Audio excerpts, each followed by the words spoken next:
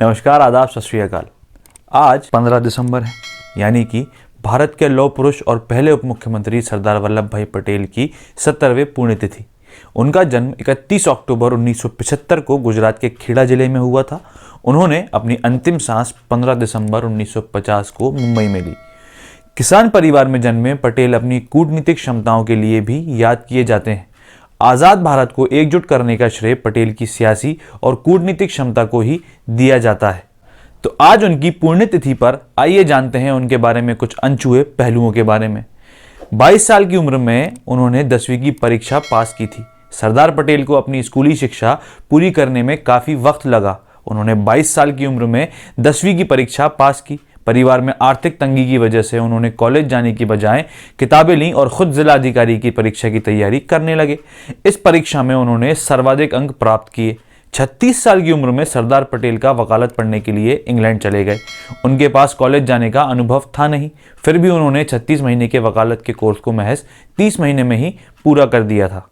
सरदार पटेल की धर्मपत्नी झावेरबा कैंसर से पीड़ित थी। उन्हें साल 1909 में मुंबई के एक अस्पताल में भर्ती करवाया गया था। अस्पताल में ऑपरेशन के दौरान ही झावेरबा का निधन हो गया। उस समय सरदार पटेल अदालती कार्रवाई में व्यस्त थे। कोर्ट में बहस चल रही थी, तभी एक व्यक्ति ने कागज़ में लिखकर उन्हें झावेरबा की मौत की खबर दी। पटेल ने उन्हें वह संदेश पढ़कर चुपचाप अपने कोर्ट में ही रख लिया और अदालत में जिरह जारी रखी और मुकदमा जीत गए। जब अदालती कार्रवाई समाप्त हुई तब उन्होंने अपनी पत्नी की मृत्यु की सूचना सबको दी। साल 1905 में वल्लभ भाई पटेल वकालत की पढ़ाई करने के लिए इंग्लैंड जाना चाहते थे, लेकिन पोस्टमैन ने उनका पासपोर्ट और टिकट उनके भाई विट्ठल भाई पटेल को सौंप दिया।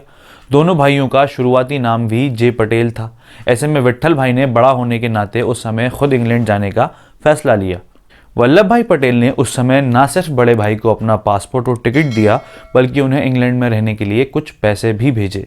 आज़ादी से पहले जूनागढ़ रियासत के नवाब ने 1947 में पाकिस्तान के साथ जाने का फैसला किया था, लेकिन भारत ने उनका फैसला स्वीकार करने से इनकार करके उन्हें भारत में मिला लिया। भारत के तत्कालीन उप प्रधानमंत्री सरदार पटेल 12 नवंबर 1947 को जूनागढ़ पहुंचे।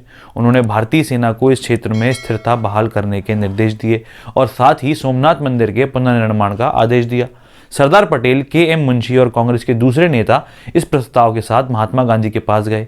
ऐसा बताया जाता है कि महात्मा गांधी ने इस फैसले का स्वागत किया, लेकिन ये भी सुझाव दिया कि निर्माण के खर्च में लगने वाला आम जनता से दान के रूप में इकट्ठा किया जाने वाला पैसा होना चाहिए, न कि सरकारी खजाने से दिया जाना चाहिए। वल्लभ भाई पटेल हमेशा इस मुल्क की एकता के प्रतीक रहेंगे। उन्होंने आज़ादी के बाद कई सारी रियासतों को एक कर इस देश को मजबूत करने में अहम योगदान दिया। उनकी पुण्यतिथि पर हम उन्हें शत-शत नमन करते हैं। अगर आपको हमारा कंटेंट पसंद आ रहा है तो आप हमें patreon.com पर जाकर सपोर्ट कर सकते हैं, या इस वीडियो के डिस्क्रिप्शन में दिए गए लिंक पर जाकर भी हमें सपोर्ट कर सकते हैं। आप हमें फेसबुक, ट्विटर और इंस्टाग्राम पर भी फॉलो कर सकते हैं। इस चैनल को सब्सक्राइब करना ना भूलें। आप देख रहे थे भारत गैजेट। धन्यवाद।